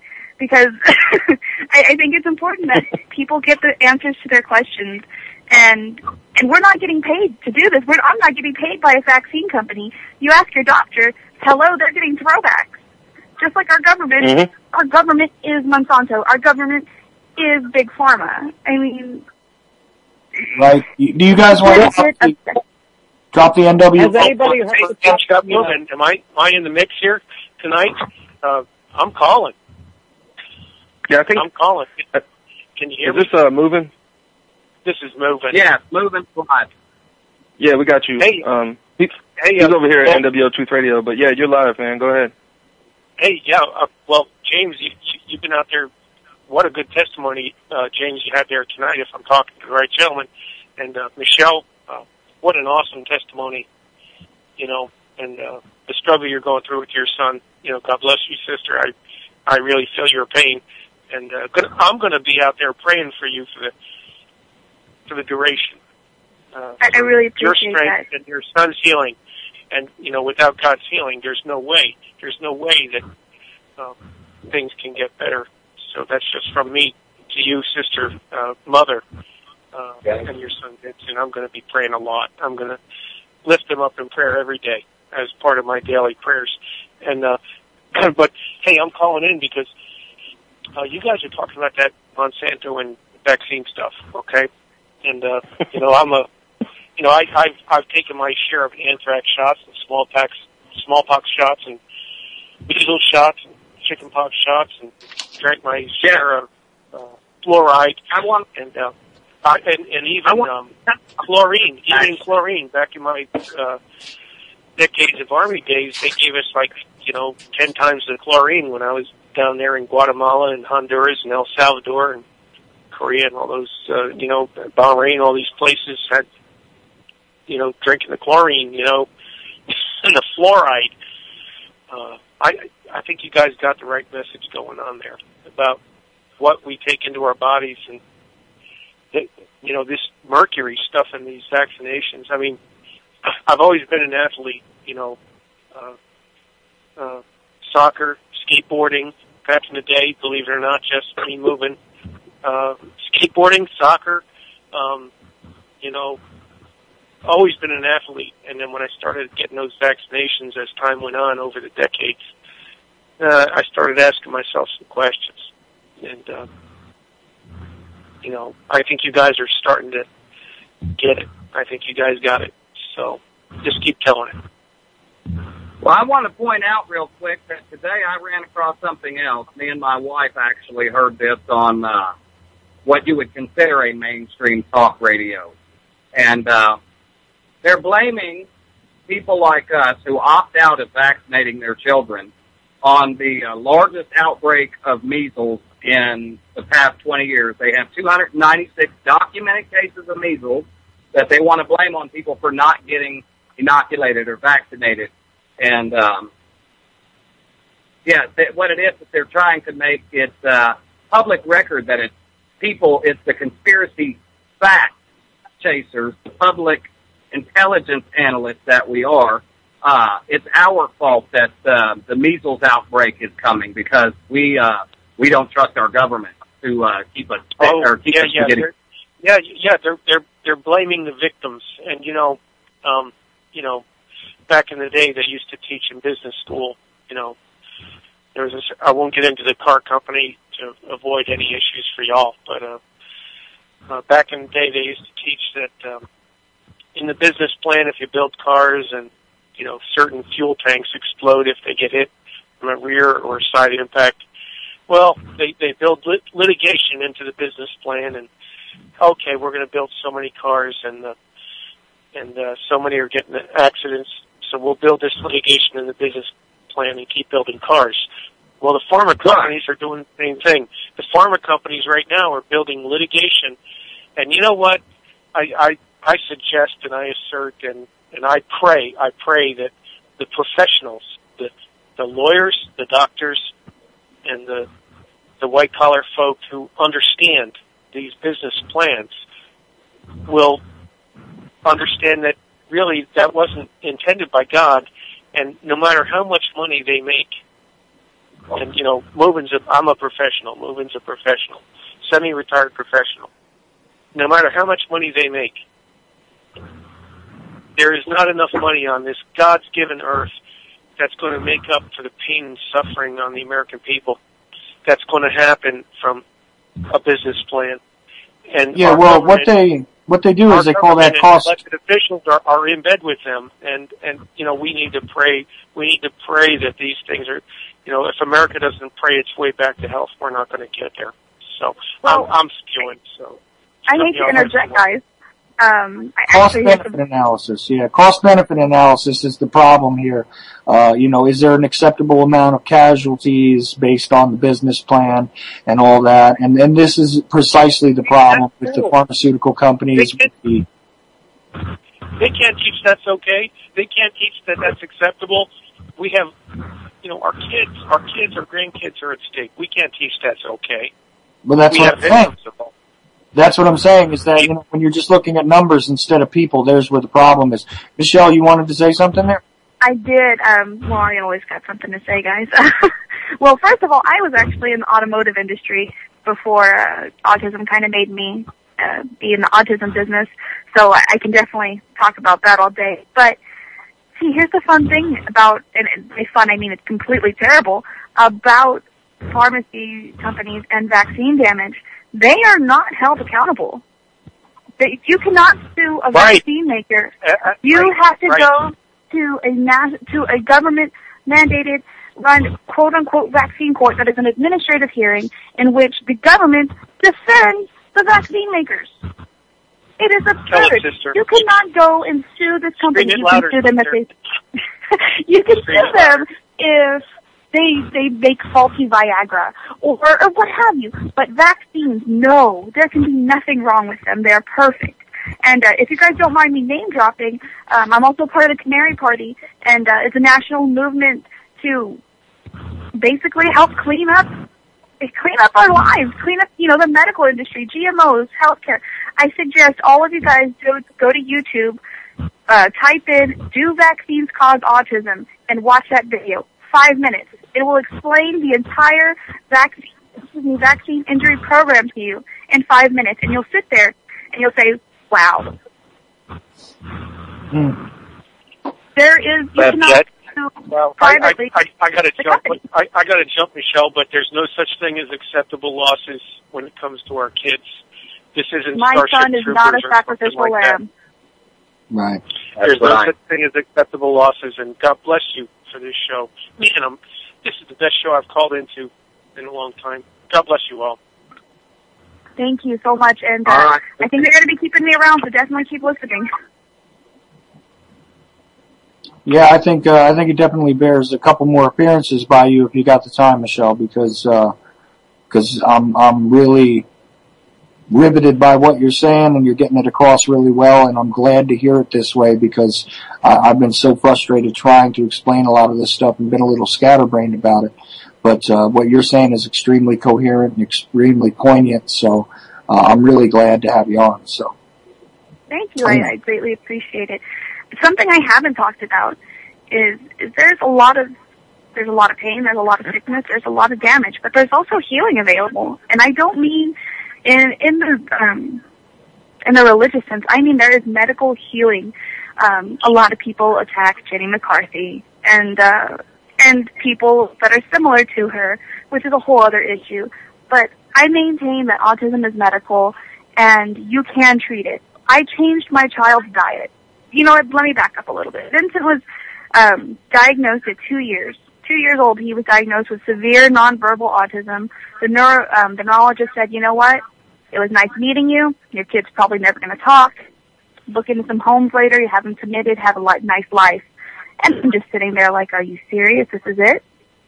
And through the amazingness of social media, I ended up at an autism conference, and I met a lot of people that said, "No, there is hope." So you know what I did? I changed my kid's diet. I said, "This is crazy, but I'll try it. If it doesn't work, then we ate some gluten-free food and drank some almond milk." Within 2 weeks, my son went from not speaking at all to saying 3 to 4 word phrases by changing his diet. He was on a gluten-free, dairy-free diet, and it's become more extensive since then. He's on an organic, gluten-free, dairy-free diet, and he went from not speaking at all to speaking in 2 weeks. And I don't know how we can say that. I don't know how people can say that this isn't a medical issue. I don't see how people can say no. There's no medical treatment, because that's just not true. It's changing what he ate. Had that much result. You're right. Change what you take into your body. You can change the way it reacts. And food is our greatest medicine. It truly is. Yeah, and what we get from Monsanto food, it is data. It is processed poison to adapt and change the way your DNA structure and DNA makeup actually come together. That's how you can be born perfectly fine one day and extremely sick or autistic the next. You ingest all this data, changes and writes itself to your DNA, and that's how you make a non-genetic disease genetic, like high cholesterol. Why should that be genetic? Well, how is that a genetic trait to be able to pass on unless you change the DNA of the person with it to be able to pass it on? Because somebody who eats right and exercises and does all these things should not be pre-designed or predetermined to have heart disease. You're right. The genetically modified foods are changing our DNA. And in fact, it has been found, I don't have it in front of me, it's a British study, by the Nature Biotech company, I guess. So, they discovered that Roundup remained in the gut flora long after someone already changed their diet. So essentially, after you quit eating GMOs, even if you see the light and you wake up, your body is now a toxin factory. We are still still making chemicals because it's in our gut flora. It's changing our DNA. Right. And it not only changes, but it activates these pre-cancer cells, and like I said, you can go from perfectly fine one day to hitting your proverbial benchmark of poison that your body can handle, and then you develop a serious disease or a handicap. Mm-hmm. That's right. And it happens. I've seen it. I have friends. Their child was fine, as in fully functioning, conversational, typical child. One day they stopped, or one day they had a vaccination and they just stopped. There was one individual who, he's a very outspoken individual, but he's actually the gentleman that helped me see the light, so to speak, and helped me start my biomedical treatment of my child. His name is Tim Welsh, and I suggest you guys follow him on Twitter. He's on the spectrum himself, but he is a fighter. He's a freedom fighter, and but his name is Tanner's dad. Anyways, I became friends with him by fighting with him. But I will always credit him for me being able to hear my son say, "I love you, Mommy," the first time. So, with that being said, well, I remember where I was going. Michelle, with this. Some of the best friends start out being the worst enemy. Yes, That's sir, true. and he is, and I maintain that I owe it all to this gentleman. And well, he was, I guess I just wasn't ready. You have to, unfortunately, with a lot of us, we have to hit bottom, and there's a reason we see the light, and that's what happened to me. This gentleman, his son was fully functional, normal talking. I hate the word normal, but typical normal developing toddler, speaking and fine. This child had a shot, and he never spoke again. Regressive autism is one of the scariest things to me, because you go from just being healthy and everything is fine to having conversations with your child and everything, and then they disappear. And that's exactly what it's like. The light disappears from their eyes. They no longer look at you. They're in a corner banging their head. And just for something like that to happen, you can't tell me that it's just the development of a disease or a disorder. For it to, just the lights to turn out, to go from talking to not talking. It's just... Right. I don't object to using the word normal, I gotta tell you, because, people often forget that the socialization aspect of the human being is just as natural and as essential as food, water, and air. People don't realize that. So when they are restricted or they're being cut off socially, from this condition that they call it, or whatever it is you want to apply to it, I don't know how to exactly phrase that, but I'll say something. That socialization and the interference with it is abnormal, okay? And normality is socialization. I've cited this many times that, if you leave a baby in an incubator, even though they have food and water and warmth and everything else, if they're not held, they die. Also, elderly people do not live as long when they don't have any social interaction. This is something that's been brought up to me a bunch of times, and I got to tell you that throughout the arc of one's life, you may be able to survive in the middle of your life with no socialization whatsoever, but human beings, by their nature, are social creatures. So that being normal is normal. I'm sorry. I mean, it's normal to eat food, it's normal to drink water, and it's normal to socialize. When that is being taken away from them, that is a core, essential thing to the being. And it is absolutely horrendous and heartrending to watch it happen. Yeah, I can't. Go ahead. Sorry, what was that? And go ahead. I apologize. Oh, you're fine. You're fine. It's difficult when there's a bunch of people. I was saying if you take away the ability to communicate, then you take away the ability to work together. Oh yes. It's been very trying for me because I'm a very vocal individual, and I communicate so much, and I talk to everyone, and I make everyone basically be my friend, whether you like it or not. And to raise a child that can't do that, it's definitely been a learning experience. And it's funny I said that because she just walked in and decided to start talking. Well, how do you live with yourself knowing you help develop these problems that the world is obviously facing? I mean, no matter how you doctor the statistics, and the United States is the absolute undisputed king at doctoring statistics, but that's for another show. How do you live with yourself? How do you go to bed, look yourself in the mirror, knowing that, Einstein had the same problem, though. He did not understand that when he helped create atomic energy, that he was also helping to create the death of humanity. That was one of his greatest, and I think it's what he called his greatest regret was atomic energy. But, they say hell's paved with, the road to hell is paved with good intentions, so. Yeah, good point. That is the truth. I don't like to ascribe this to good intentions, though. I mean, Einstein might have had good intentions, that's true.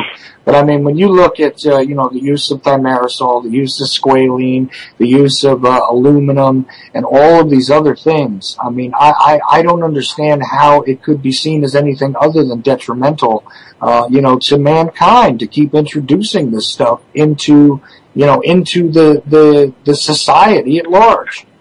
And so I can't possibly give them the benefit of the doubt that they might have even ever had good intentions with this stuff.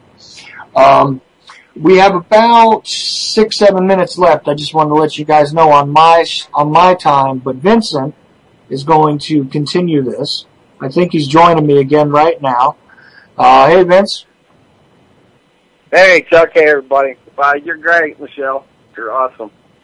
And, hey, we're going to continue this on into your show because I got about 6 minutes left, I think, Vince, but my clock's always a little off.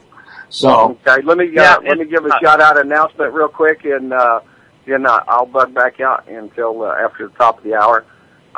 So listen, everybody, you have to come over to UCY to chat. that's listening on New World Order, you guys come on over. Listen, I'm going to give that book away. So it's Stay Frosty. That's when I say Stay Frosty. First one gets that in the chat gets the book. I'll send it out next week. It's Larkin Rose's The Most Dangerous Superstition. So I'll see you guys after the top of the hour. Thanks, everybody, and everybody stick around. I got a few guests lined up, and everybody's welcome to come back in and participate. All right, Thank you man. so much. I really appreciate it. And real quick, if I can, I need to give out this call-in number for our station because after 5 minutes, we are going to be in what we call overtime, which is not live time unless you are on the phone line. So you can call, if you're going to listen on NWO Truth Radio, call 805-830-8329 to continue listening, or you can call in 718-717-8296 to UCY.TV and continue as well. Right, even if I don't add you in, Vince will be able to add you in. You actually might want to wait a couple of minutes and drop in after his music goes through, because there will be a little outro for me and then intro for Vince. That automatically hits us while we're doing this. So we'll be okay there, but that kind of gives us the break in between the two shows. But all you guys, obviously, if you want to carry on over into Vince's show, please do. And everybody who's listening, I want to say again that I really appreciate everybody who's listening, no matter which network you're hearing us on right now. I can't thank James Impending enough, James Impending Revelation, and Dennis Ford also for joining me tonight. Two really great guys, and you ought to just check them out all over the place, social media, on NWO Truth Radio, etc., etc. And this fine young lady, Michelle, here also, she gave out some information. If you didn't catch it, please do go back and listen to it on the archives. You can find her on Facebook and some other places there. I can't remember how to spell your name, Michelle. I'm sorry. You can share my information on y'all's page, and anyone is more than welcome to contact me through there.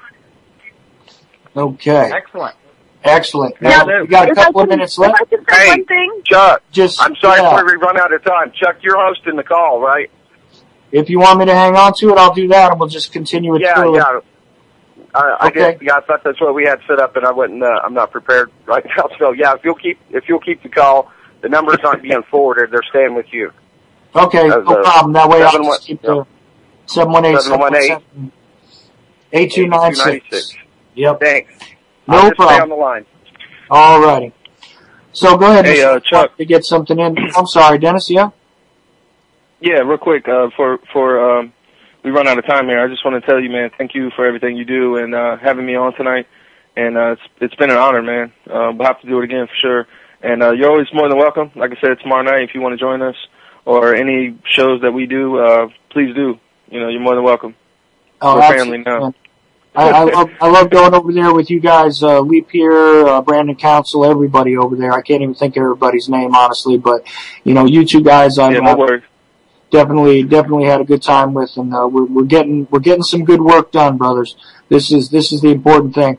But Michelle, you wanted to say something before my time runs out, and then we're going to run into Vince's show. Which, by the way, you're welcome to hang on if you want. You're not going to put up with me that long? Listen, I'll put up with you all the time I got. You're speaking. I know some of my fellow marchers are going to be on there as well. And again, like I said, I'm the crazy pharma lady, and I connect everything. And that's actually one that I wanted to drop in here with y'all real quick. A lot of people say, okay, well, what's the connection? Monsanto and Big Pharma, what's the connection? Monsanto actually had a company named Pharmacia that Pfizer purchased about, I think, 12 years ago. In 97. And you can find this on Monsanto's website. And they merged. So there you go. There is your Big Pharma and Monsanto link. Pfizer and Monsanto are one and the same, so it's all connected. And I think that's really what I want people to realize at the end of the day. It's all connected. It's all connected.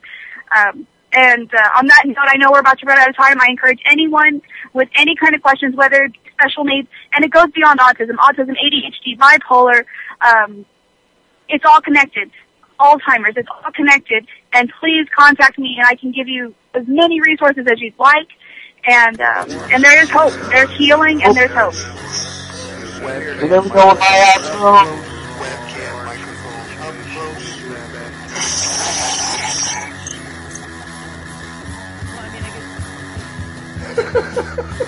At the age of 19 in 1962, she was a... See, but I have the files.